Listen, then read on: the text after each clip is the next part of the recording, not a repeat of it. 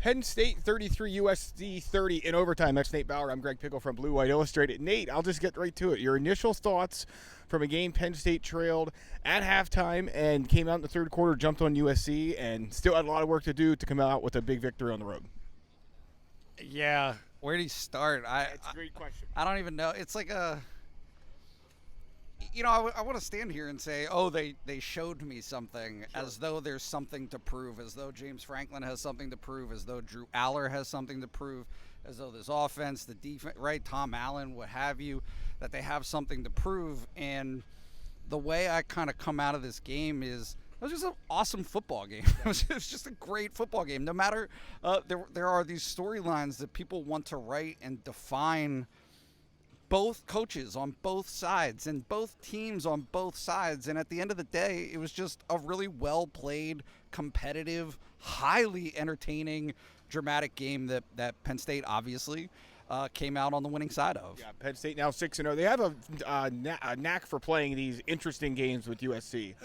First half obviously didn't go the way Penn State wanted to, found themselves trailing, and a lot of it I think you can trace back to, again, we talked about it last week with Sean after the UCLA game, but it's hard to say slow start when they scored early in the first quarter, but they got down the field early in the first quarter, but settled for a field goal, and it almost did them in today, settling for field goals. Yeah, I mean, I would just argue, because somebody said this to me in our message board, but somebody argued that it was a slow start, and I was like, look, they immediately stopped USC's offense on their opening drive, and then Penn State marched down the field and had the ball at the two. They scored a touchdown. That was negated by a penalty, obviously. So I have a hard time with that. I think that very clearly that was a team in Penn State that was deflated by that end-around run for a touchdown that USC had, right? So USC gets on the board. They have those big plays, and chunk plays were a big thing. USC made a bunch of them.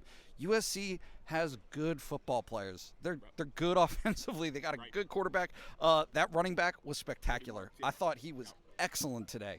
Their receivers made plays for them. But ultimately, in the second half especially, so did Penn State's. Right. In that way, I do go back to the something to prove, in that Drew Aller made the right throws at the right time to help his side win that game. Julian Fleming, right after two drops, or at least one drop in the first half, obviously late in the game to keep Penn State in it and to score the game tying touchdown, has 2 fourth-down receptions. Trey Wallace showed up much bigger in the second half. Omari Evans too. So I just think that there is a lot of credit to go around for Penn State in this game. And obviously it sets them up for a back half of the season. Right, this is the midway point. Right. They are 6-0.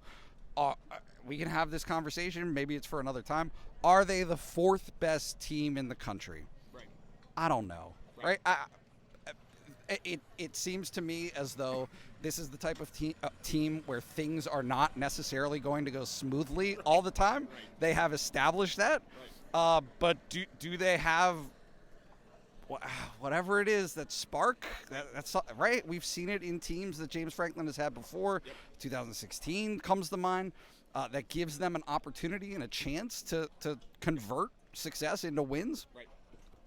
After today, yeah, I think so. No, there's no doubt about it. I guess we probably went too far without mentioning Ryan Barker, the redshirt freshman field goal kicker, made the game winner, was perfect on 4 field goal attempts. Nate, we were talking, probably a month ago, maybe even less, about Penn State having a kicker problem. Doesn't feel like they have one now after he was perfect. And I think the big question with him was, you talk about proving things, everyone, I think, felt pretty good about him last year, and they felt good about him at home earlier this season, but it's different kicking here.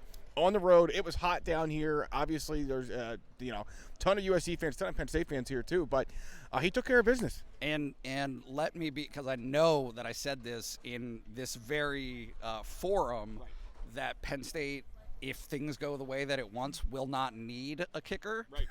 Right? It did. That's not the way. So I am very dumb. You shouldn't listen to anything that I say, because very clearly he was a critical component to Penn State winning this game.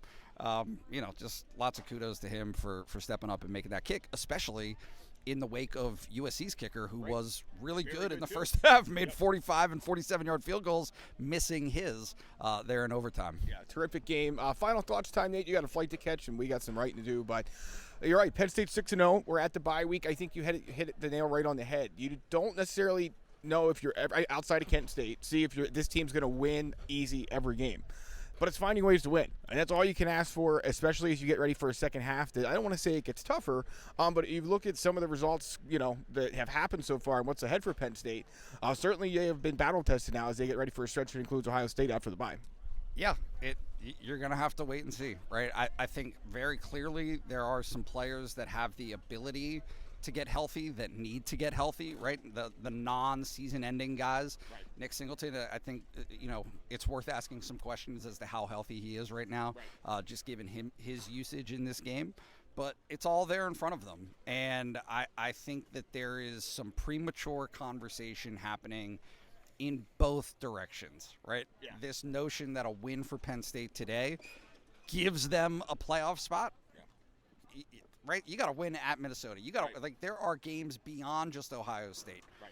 But also, and we have yet to see what Ohio State is doing or how that game transpires. But hey, now you get Ohio State at your place as probably an unbeaten, right? If Penn State takes care of business at Wisconsin, Penn State and Ohio State could both be unbeaten in a 1-2 matchup. So a lot of looking ahead that does not need to happen. And for Penn State right now, it's just about getting better this week during its bye week, getting a little bit healthier, and then obviously seeing what happens in the rest of the way. Yep. Second Penn State bye week is here, but we will not be off this week. Join Blue White Illustrated today. 50% off an annual subscription with promo code WEARE, WEARE, if anyone needs help spelling it. I kind of doubt it, but just in case.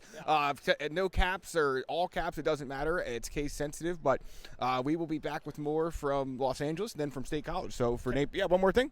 This place is awesome. Yeah, it is. Just so everyone is absolutely clear, this is awesome. USC to the Big Ten is the best thing that could possibly happen. Not only as somebody that's traveling here, but to get this type of matchup and to get this type of game, I think is going to be spectacular for the conference, for Penn State, for everybody that's involved. From here moving forward. That's Nate Bauer. I'm Greg Pickel. BlueWhiteIllustrated.com for the latest on Penn State's win over USC. We will talk to you next time from State College.